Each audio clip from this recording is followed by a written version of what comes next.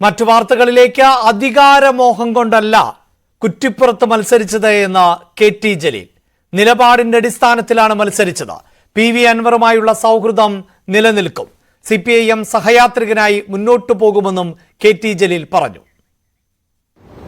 PV. Anwar പുതിയ party ഉണ്ടാക്കാൻ വേണ്ടി പോകുന്നു, അതിൽ നിങ്ങൾ ഉണ്ടാകുമോ എന്നൊക്കെയുള്ള ചോദ്യങ്ങൾ പല സ്ഥലത്തു നിന്നും പലരും ചോദിക്കുന്നുണ്ട്. ഒരു കാരണവശാലും പി.വി. അൻവറുമായിട്ടുള്ള സൗഹൃദം നിലനിൽക്കും. പക്ഷേ അദ്ദേഹത്തിന്റെ രാഷ്ട്രീയ വീക്ഷണങ്ങളോട്, അദ്ദേഹത്തിന്റെ രാഷ്ട്രീയ പാർട്ടി ഉണ്ടാക്കാൻ അദ്ദേഹം ഉദ്ദേശിക്കുന്നുണ്ടെങ്കിൽ അതിനോട് ശക്തമായി വിയോജിക്കും. ഇടതുപക്ഷ ജനാധിപത്യ മുന്നണിയിൽ ഉറച്ചു നിൽക്കുകയും പൊതുപ്രവർത്തനം തുടരുകയും ചെയ്യും. CPIMന്റെ സഹയാത്രികനായി മുന്നോട്ടു പോകും. ADGPക്കെതിരെയുള്ള അന്വേഷണ റിപ്പോർട്ട് വരട്ടെ എന്ന് കെ.ടി. ജലീൽ. സുജിത് ദാസിനെതിരെ പ്രഥമ ദൃഷ്ട്യാ തന്നെ തെളിവുണ്ട്. RSS കൂടിക്കാഴ്ച അംഗീകരിക്കാനാകില്ല. പി ശശിയുടെ RSS ബന്ധം എന്നതിനോട് യോജിക്കുന്നില്ല. അൻവർ ആരുടെയെങ്കിലും വണ്ടിയിൽ കയറുന്ന ആളാണ് എന്ന് വ്യക്തിപരമായി കരുതുന്നില്ല എന്നും ജില്ലാ സെക്രട്ടറി RSS ബന്ധം ഉള്ളയാളാണ് എന്ന ആരോപണത്തോട് യോജിക്കുന്നില്ല എന്നും കെ.ടി. ജലീൽ പറഞ്ഞു.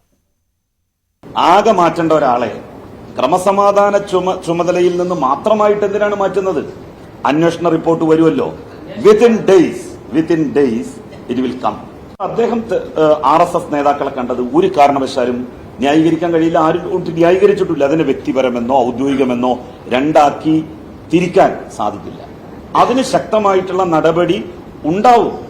സുജിത് ദാസിനെതിരെ പ്രഥമ ദൃഷ്ട്യാ തന്നെ തെളിവുണ്ടല്ലോ. കാരണം പി.വി. അൻവറുമായി സുജിത് ദാസ് സംസാരിച്ചത് എല്ലാവരും കേട്ടു.